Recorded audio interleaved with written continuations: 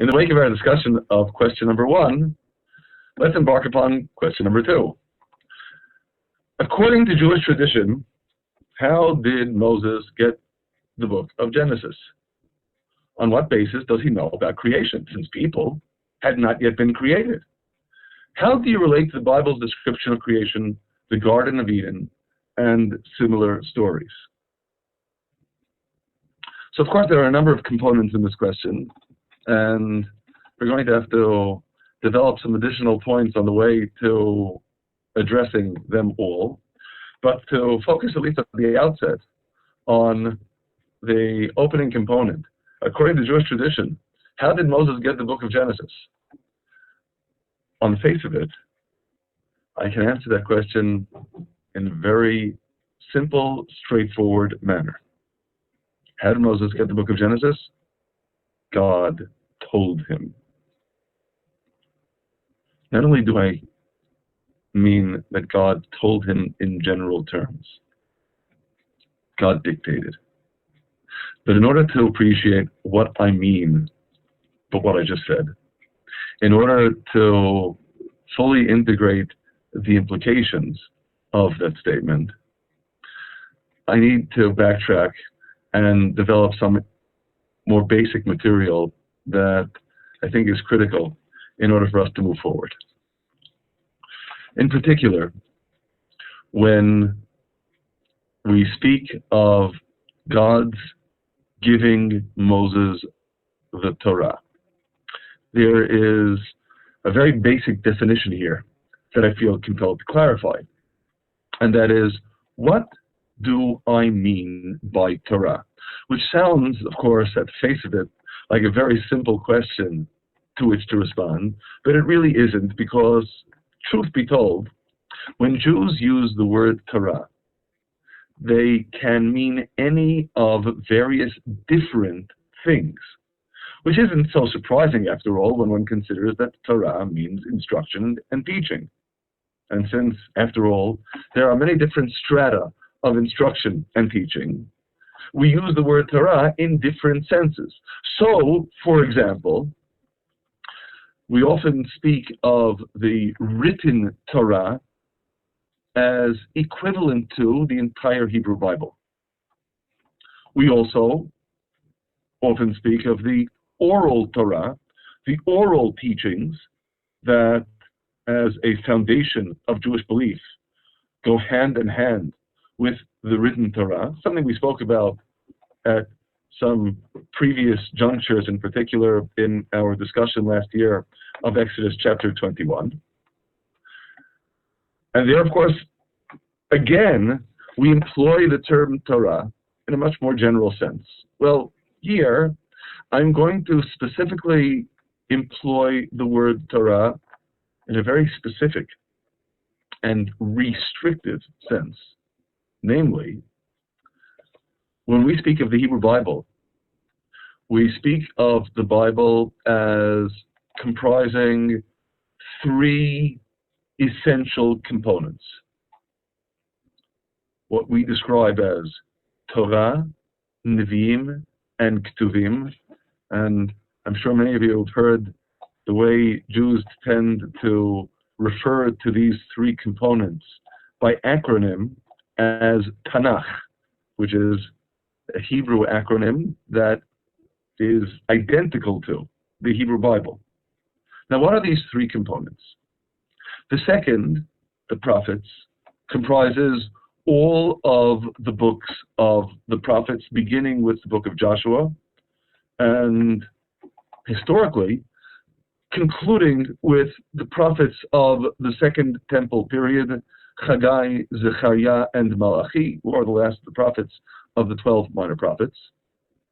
The third component of the Hebrew Bible is the Holy Writings, the Hagiographa, that includes various works that, for one reason or another, we won't discuss this at length right now, we regard as not being prophetic per se.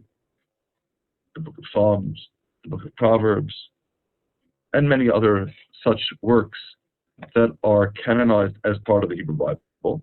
Those, again, are components 2 and 3, and in contrast to them, we stress component number 1, Torah.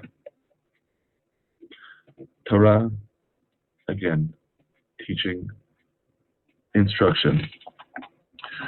Torah signifying here something that we regard as qualitatively distinct on a fundamentally different plane than the rest of the Bible. It is foundational in our beliefs that while everything in the Bible is inspired by God, guided by God, a formulation that expresses God's teachings to us, only the Torah is direct, explicit, divine dictation. And as a result, it has a qualitatively different status from the rest of the Bible.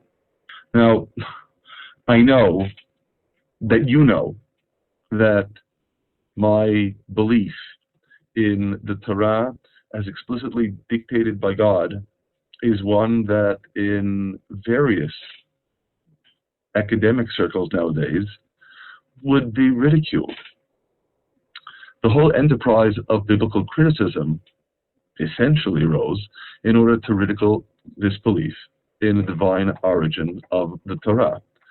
I'm not going to dwell upon biblical criticism at this point at length, not because it's not something that demands a much more detailed, exhaustive treatment. It does, but I suspect that most of those who are participating in these sessions would regard the challenges of biblical criticism as inevitably, on some plane, secondary, simply because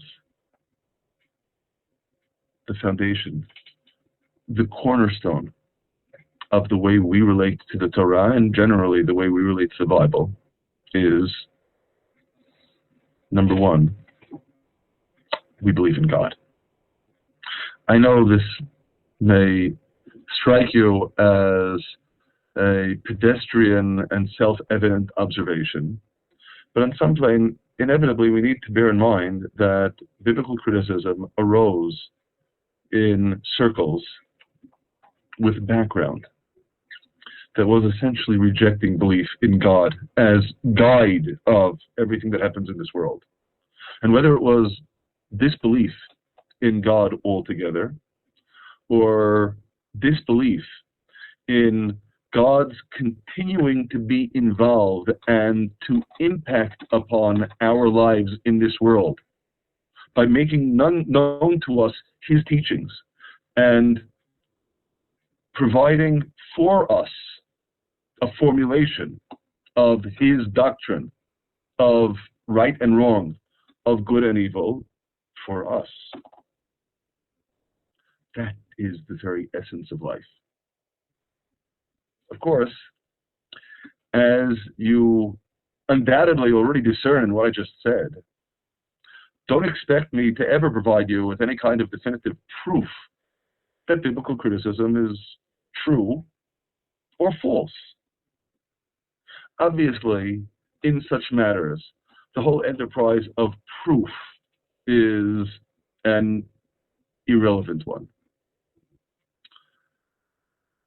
The question was raised pertaining to archaeology, and I'm going to respond on a more general plane, and I hope those who are involved in the social sciences will appreciate here that there is no offense intended, but having been trained as I was in the exact sciences, which are so named for a reason, I must respectfully ask of social scientists to have a little bit more humility. By which I mean, let's not imagine to ourselves that in any of the social sciences, any of the inherently imprecise sciences, any sort of thesis can ever be articulated that is hermetically sealed and inviolable. And since we can't, we recognize that inevitably, as a case in point, while Bible critics will posit a documentary hypothesis in which, because of what they discern to be different stylistic nuances in Scripture, there were different authors of different components of the Torah, of the 5 books of Moses, our response, transparently, is, if we believe in God, God could certainly write in multiple styles. Of course, these stylistic nuances were well known by the ancients in our tradition as well. They explained them in completely different terms that, from our perspective, are no less, indeed, much more compelling than positing multiple authors. Now, I can't prove that God was the author of the Torah, but can anyone presume to prove that he wasn't? In addition, it is, of course, important for us to bear in mind that one of the cornerstones of our belief in the Bible, and one of the cornerstones that biblical criticism rejected, is our belief in prophecy. So that while from the perspective of the Bible critic, the idea of a human being knowing that which has not yet happened is as absurd as any sort of claims of clairvoyance that we encounter nowadays, our response is, God could tell them. Just as God told Moses what to write down in the narrative of creation, so too God conveys to the prophets that which will be, even if it is not yet. There certainly isn't any reason for us to regard that as in any way inconceivable or disproven. Even as we recognize we haven't proven our position, but we do emphatically affirm it. And I'll add further, if you ask me, upon what foundation am I standing in affirming it? The foundation, more than any other, is an idea that we discussed a ways back in the first chapter of Genesis. A recurrent theme. Vayar Elokim ki tov. God saw that it was good. That is, God creates, but God doesn't create and, as it were, walk away as a disinterested party. God sees. He continues to relate to the world post-creation. And God evaluates and judges that it was good. If God remains involved in the world, from our perspective, it is, after all, veritably self-evident that if he's involved, he's going to convey to humanity his guidebook for how to live, to convey to us what is right or wrong, what is good or evil. And he did so. He gave us the Torah. There's an additional dimension that I feel compelled to stress here, and that is that in our positing that the Torah, as the written document that we have, was given to Moses, we should note that in contrast to other ancient works, the Torah speaks of a written document. Now, this certainly shouldn't be regarded as a trivial point. We know, after all, that the Homeric epics were maintained as an oral tradition for generations before they were written down. The Greeks didn't have a written language, and they made no claim that the stories had been written down at the time that they described. But as for the Torah, in Deuteronomy chapter 31, beginning with verse 24, and it was when Moses completed to write the words of this Torah upon the book in writing, until it was finished, that Moses commanded the Levites, the bearers of the Ark of the Covenant of God, take this book of the Torah and place it beside the Ark of the Covenant of God your Lord, and there it shall be a testimony for you. And we read explicitly then about this book. So again, from our perspective, this book is real. This book is real and it comes from God. And to add one additional nuance that pertains to that very realization, we should note that what this book claims uniquely in all of human history is it is the product of a revelation that took place not to an individual or a group of individuals, but to an entire nation. I need to stress here, once again, the distinction to be drawn from our perspective between the rest of the Bible, the prophets and the Hagiographa, the holy writings, on the one hand, and the Torah on the other. With respect to all the words of the prophets, when all said and done, while we definitely posit that they are all true, what that means is the prophet came to us and he convinced us that God spoke to him. Well, if I wanted to be cynical, I could say you could either take it or leave it. You could either believe it or choose not to believe it. With the Torah, it's something different. Something different because, again, you have a document that tells you what the circumstances of its composition were. In particular,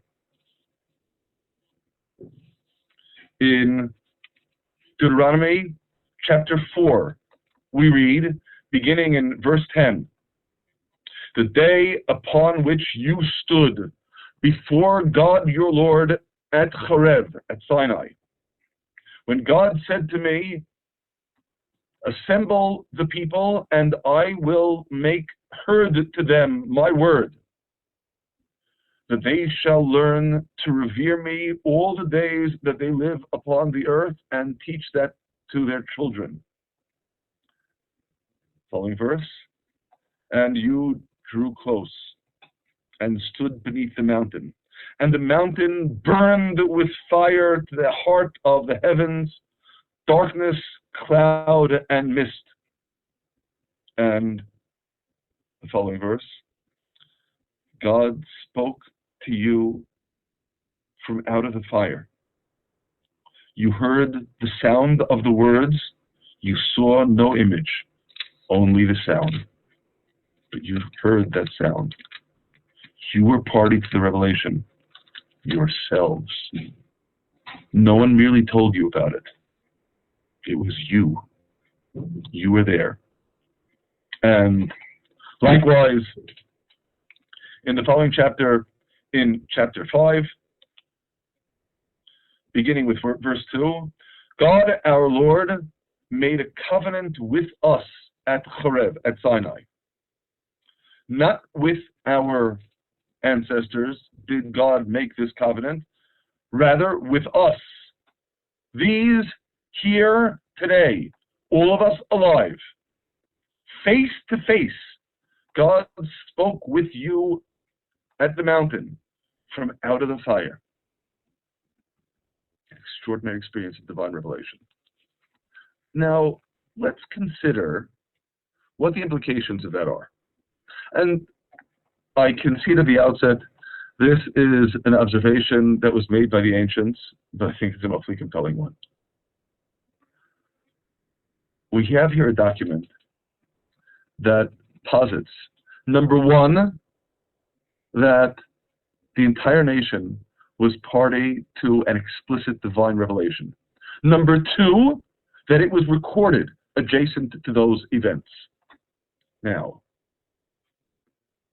how would we imagine the falsification of such a story? If anyone were to come along at any time in history and present to the people this book, they look inside, It describes a divine revelation, if it were not true, a divine revelation to which either they or their own direct ancestors were party, and they never knew about it.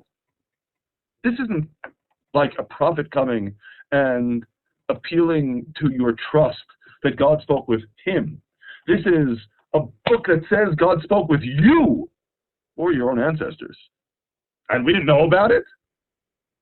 And moreover, this book makes so many demands on our lives. No one would ever accept such a book. It's inconceivable that they would have felt any compunction about rejecting it out of hand. Unless, of course, they knew that it were true. They knew they could not possibly reject a story that they all unequivocally knew was God's truth revealed. Significant to note, in the Second Temple period, in particular toward the end of the Second Temple period, there's a lot of divisiveness in the nation of Israel. There were a number of groups that split off the nation and rejected various components of traditional Jewish belief. Not one rejected belief in the divine origin of the written text of the Torah, because that was something that was so axiomatic to everyone. It was so obviously true to everyone. No one could countenance any dispute on that subject. With all the rebelliousness, that was something that was beyond question. So, on the one hand, it is imperative for us to consider the uniqueness of the origin of the Torah. It is, of course, simultaneously crucial for us to appreciate the implication in terms of its ongoing relevance. That is, on the one hand, it is important for me to stress we regard every word of the Bible as relevant on an ongoing basis. If it would not have been relevant to all generations, it would not have been written down and canonized in the Bible. That's all on the one hand. On the other hand, we do not learn actual instruction that definitively guides us in our lives from anything other than the Torah, the 5 books of Moses themselves. And this is an idea that is perhaps most aptly articulated in Deuteronomy in chapter 29, verse 28. The hidden matters are God our Lord's, and the revealed are ours and our children's forever, to do all the words of this Torah. And of course, inevitably, we realize the eternal applicability is a necessary and inevitable outgrowth of the divine origin. So, at the outset then, when I respond to question number 2, so far we've only addressed the first component of it. How did Moses get the book of Genesis? You can appreciate what I mean in saying God told him. Because all of the Torah, from our perspective, is indeed the consequence of what God told Moses, word by word, letter by letter, all of it. God's truth revealed to the world. So, of course, again, I'm going to reiterate. Is it true? It is all true. But inevitably, we still need to ask, what kind of truth? And it is in that vein that, of course, beyond recognizing that Moses knows about creation, despite people not having been created yet because God told them, when we ask, how do you relate to the Bible's description of creation, the Garden of Eden and similar stories? Here, the answer must be more nuanced. Altogether, as we have noted in the past, when I encounter in questions expressions like, according to Jewish tradition, or what is the Jewish view, you know it makes me uncomfortable. It makes me uncomfortable simply because in many such issues, there can indeed, legitimately, be multiple views. That is, especially considering that what is most essential from the perspective of Judaism based upon the Torah is what we do. There can still be a fairly broad range of possibilities that pertain to the questions of what we believe.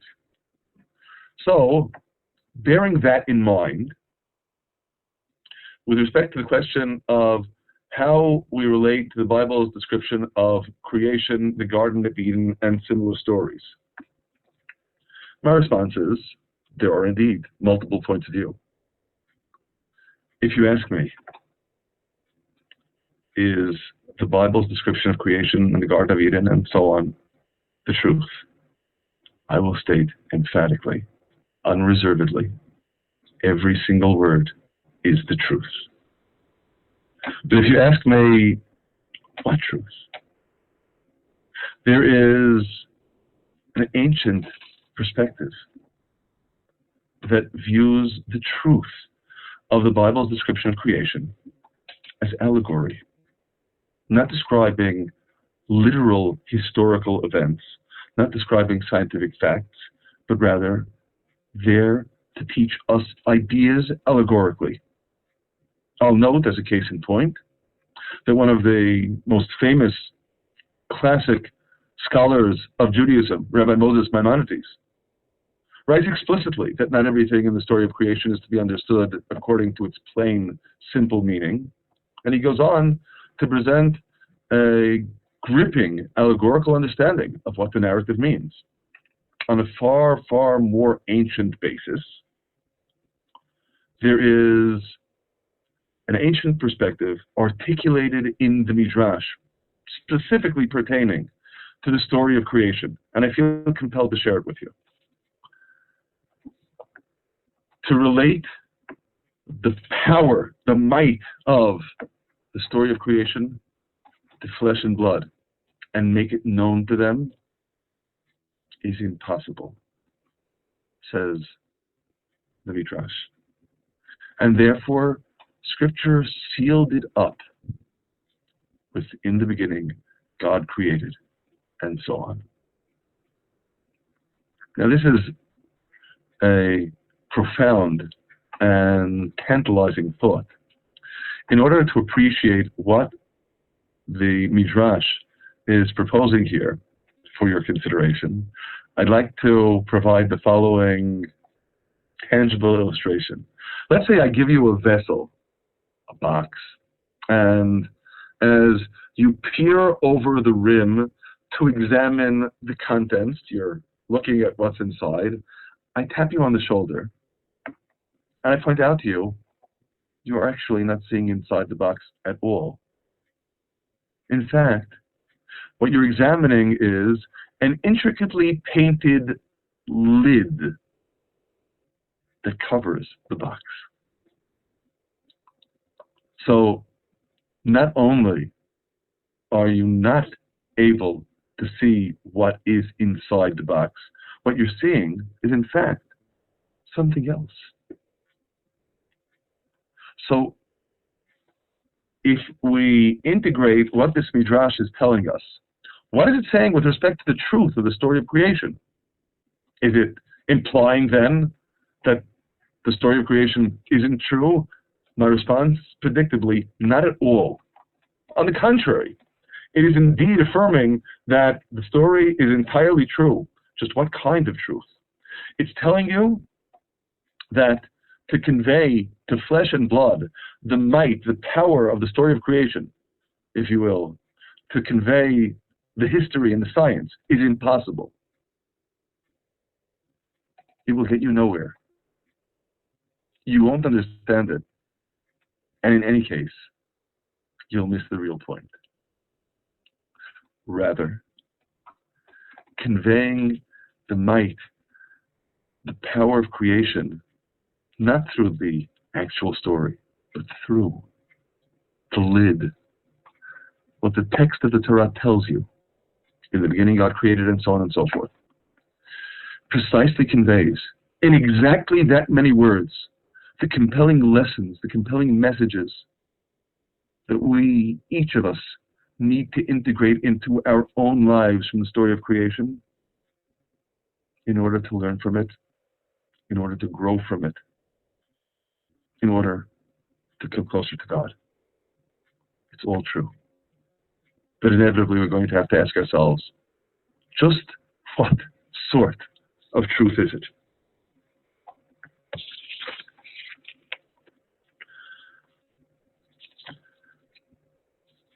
In this context, I feel compelled to consider not just this second component of question 2, but also together with that, the continuation in question number 3. So of course at this point, I've given you something of a response to how do you relate to the Bible's description of creation, the Garden of Eden, and similar stories.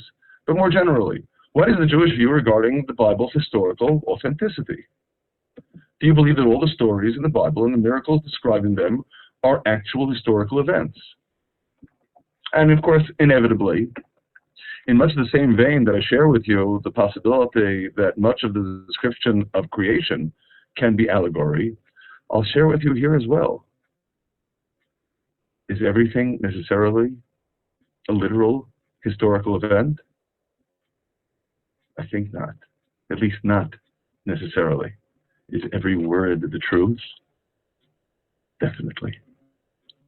To explain what I mean by that, I'd first like to review a couple of incidents that we've already had occasion to discuss in the sessions on Bible study in the past. You may recall our discussion last year of Genesis chapter 18. Genesis chapter 18 portraying Abraham's encounter with the 3 strangers coming down the road and showering them with hospitality and so on. So, one possibility is the Bible is describing an actual historical event that took place. Abraham saw the 3 strangers, he invited them in and showered them with hospitality, and then it emerged they were angels. There's another possibility that we discussed, which is that the entire narrative is in fact taking place in a prophetic vision in Abraham's mind. So of course, if we take the first approach, if we take the approach that the strangers were real, Abraham saw them, he ran to greet them and everything else, if we ask then, is the story true? Well, obviously our answer is yes. And what if we take the second approach? If we take the second approach that the whole narrative is taking place in a prophetic vision in Abraham's mind, pardon me, but does that make it any less true? If something is taking place in prophecy as opposed to in mere physicality? Again, of course, I'm going to reiterate, it's true regardless. It's teaching, it is instruction regardless. We learn from it regardless. Do we learn history? Maybe yes, maybe no. But the answer to the question about history can never be as central, as important, as that deeply rooted appreciation. It is true because it is conveying to us God's truths revealed in the world. To share with you another couple of examples, at least briefly, to illustrate the point. Another example that we also had occasion to discuss in the Bible studies this year, in Ezekiel chapter 4, actually chapter 4 and into chapter 5, we read a very involved description of an extraordinary mission that God gives to Ezekiel. It's a very involved portrayal of the symbolism of Jerusalem under siege. I'm not going to belabor the point by reading the entire narrative, which I highly recommend for each of you afterward. What I will stress, however, is in chapter 4, verse 4 in Ezekiel, now lie upon your left side and put the iniquities of the house of Israel upon it, referring to the brick upon which he has etched the image of Jerusalem. For the number of days that you will lie upon it, you will bear their iniquity. And how many days is the prophet supposed to maintain that posture, lying on his left side? The following verse gives us the answer. In verse 5, you shall lie there 390 days and bear the iniquity of the house of Israel. And afterward, we get to verse 6. What you do afterward is you turn over and lie on your right side another 40 days.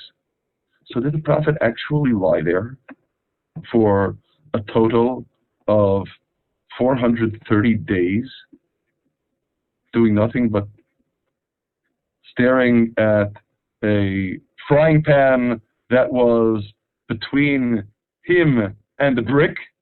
If you read the passage, you'll see what I'm talking about. Is that all?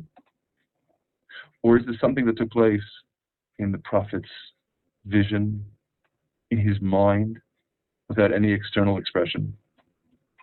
To take a somewhat more grating example, Isaiah chapter 20. In Isaiah chapter 20, at the beginning of the chapter, we read of God's command to Isaiah, verse 2. At that time, the word of God came by the hand of Isaiah, son of Amoz, saying, go and open the sackcloth that is upon your loins, and shed the shoes that are upon your feet. And he did so. Prophet Isaiah did so, going, I'm just reading what the text says, naked and barefoot.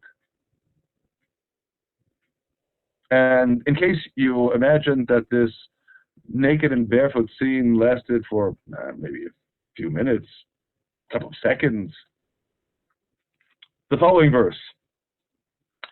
And God said, as my servant Isaiah went naked and barefoot 3 years, this shall be a sign and a wonder upon Egypt and upon Ethiopia, that they will go into captivity naked and barefoot as well, and so on and so forth.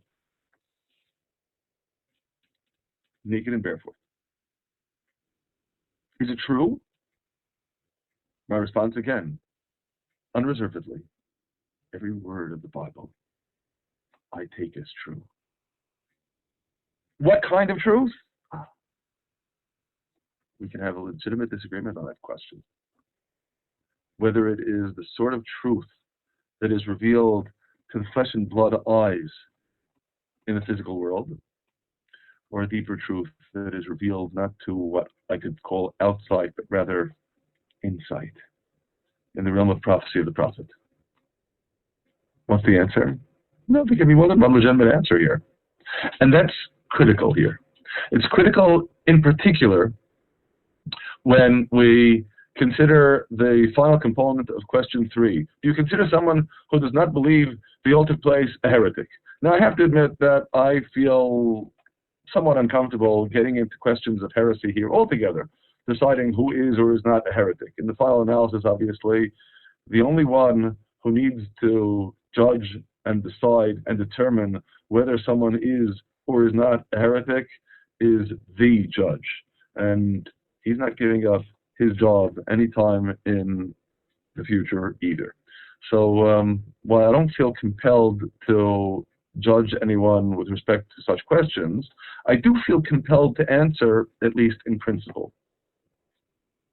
Would we regard it as a heresy to not believe that these events took place?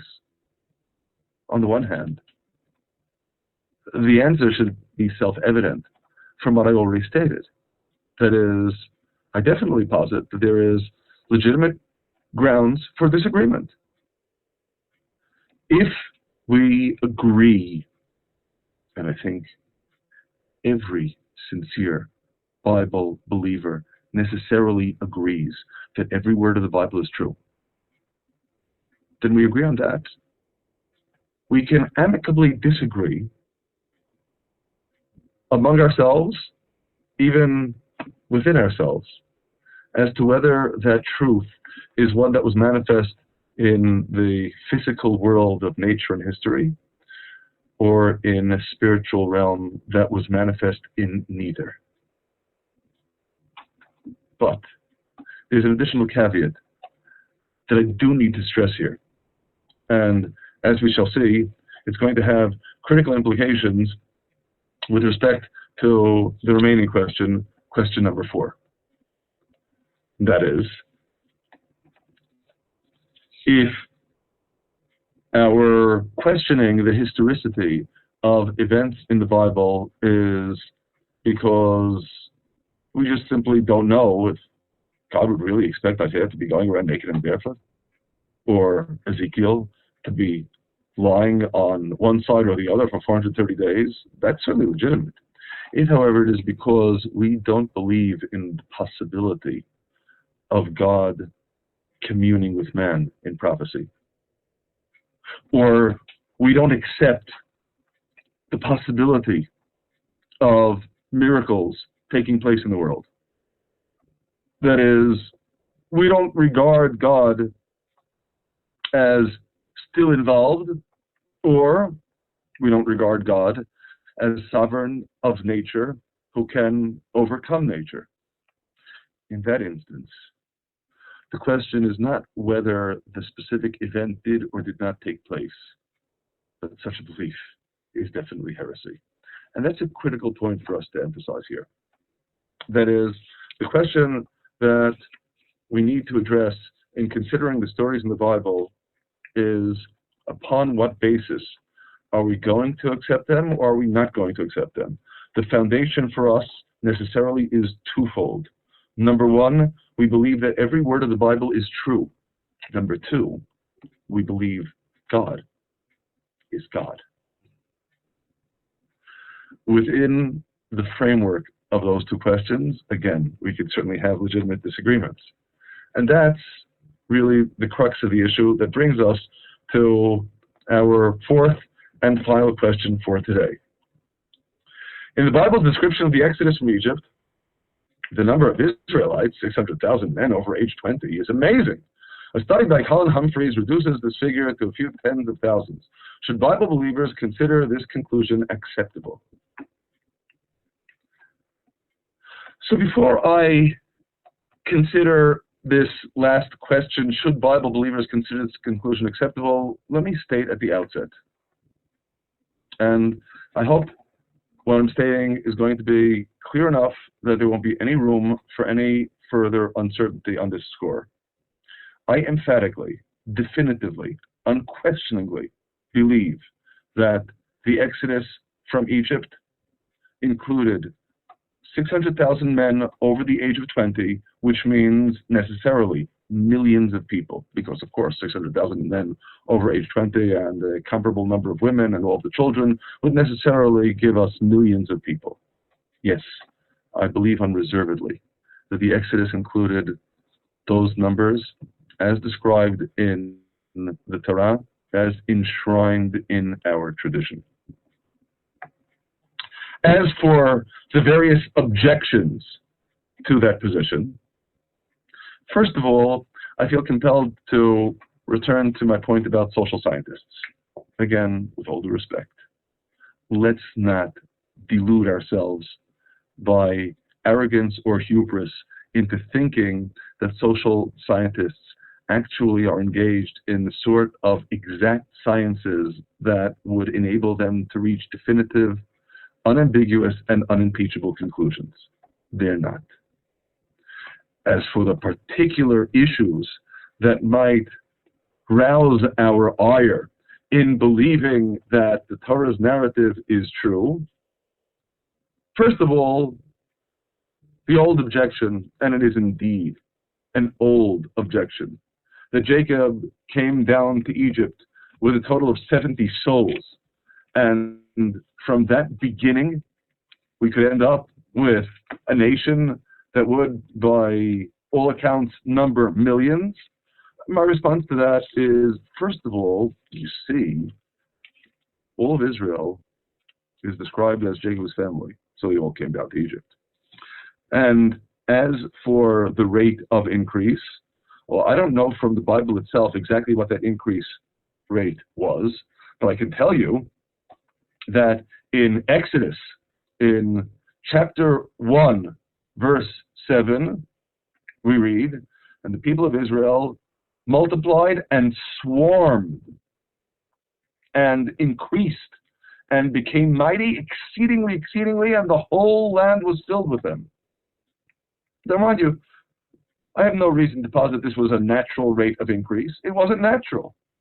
And even more so, in verse 12, after the Egyptians begin to afflict and oppress Israel, as they afflicted them, so they increased and so they burst forth. Well, when God's running the show, there really aren't any difficulties here. And when you go through the arithmetic, I'm not going to belabor the point with geometric progressions, it really isn't at all difficult over the course of the sojourn in Egypt to increase from 70 souls to the numbers that emerge from the Bible's narrative. But you might argue, where are the artifacts? If so many people went through the Sinai Peninsula, shouldn't we find, for example, mountains and mountains of worn-out artifacts, of worn-out clothing? To which I'll respond simply and unabashedly. If I had to describe the way God guided Israel in the wilderness in one word, that one word would be, it was miraculous. And so, for example, we read in Deuteronomy chapter 8, verse 4, your clothing did not wear out from upon you. So where are those mountains and mountains of worn clothing? There weren't any. It was a miracle. And where is all of the refuse from what it took to support all of those people, to provide them with food and sustenance? The previous verse, chapter 8 in Deuteronomy, verse 3. God afflicted you and hungered you and fed you the manna that you didn't know.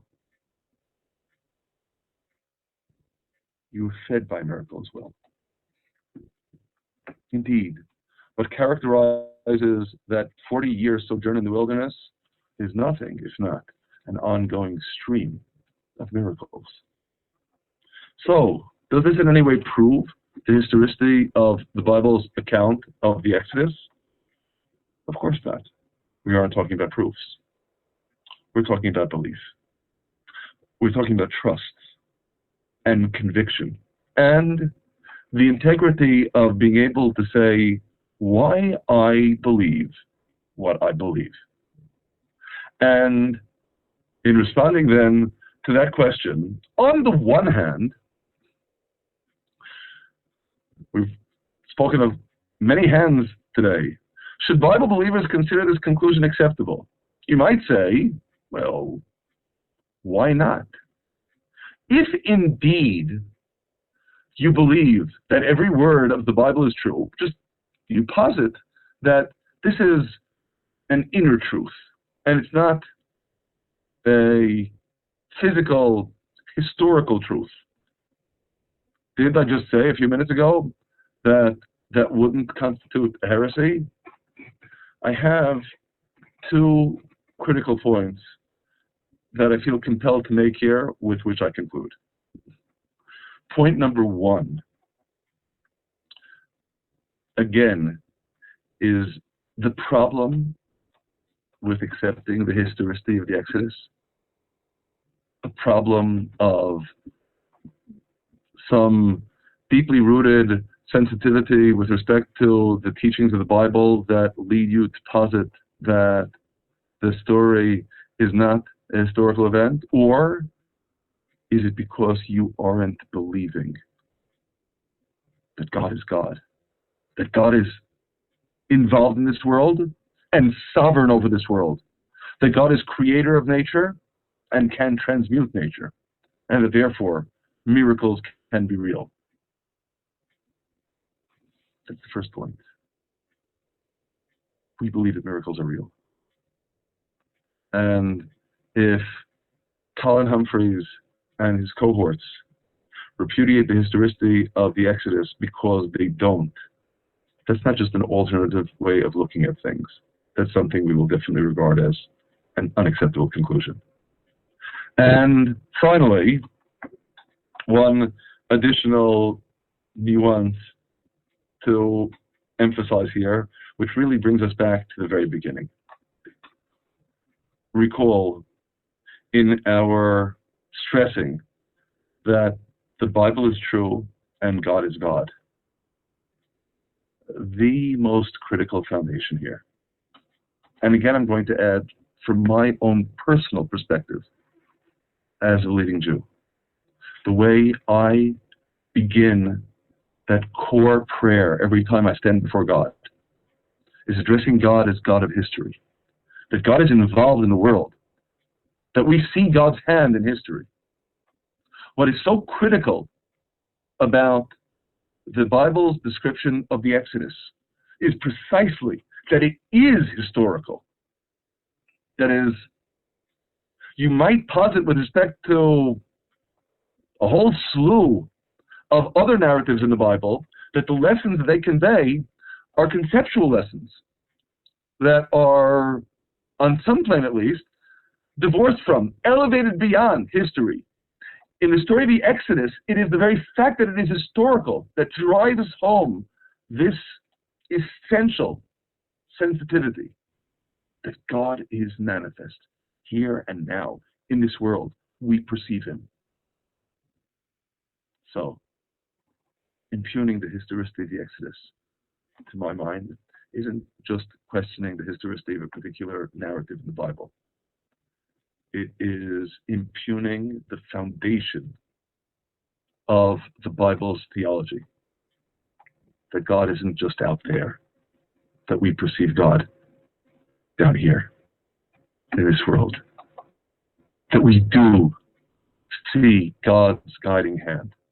We don't often understand that hand, but it's there.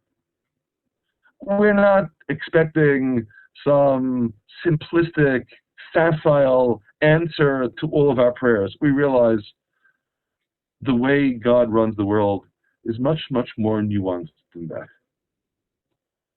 And I can't help but add here, as a parenthetical note, when Job demands an answer to his challenges to God, and Job's friends argue, if you're suffering, it must be because you had it coming to you because you were a sinner.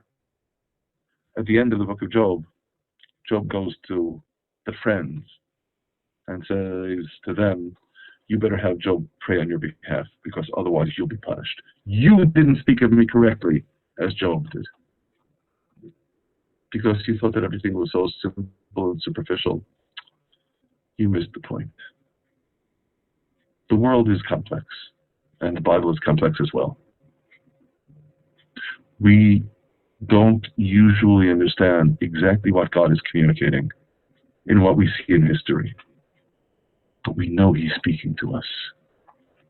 We know the Bible in its totality, in all of its components, is indeed God speaking to us, God conveying to us His word, His guidance, His teachings, His truth.